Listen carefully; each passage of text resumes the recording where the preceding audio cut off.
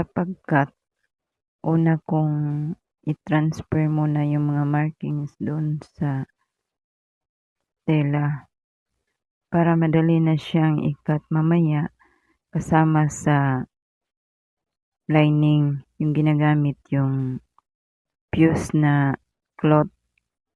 Yung fuse cloth kasi isa rin siyang paraan para malinis tingnan yung terna. Maganda yung pagkahubog niya, tapos malinis siya tingnan sa labas.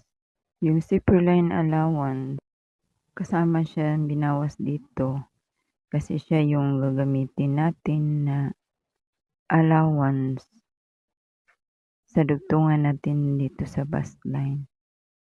I-cut natin siya, mamo-move talaga siya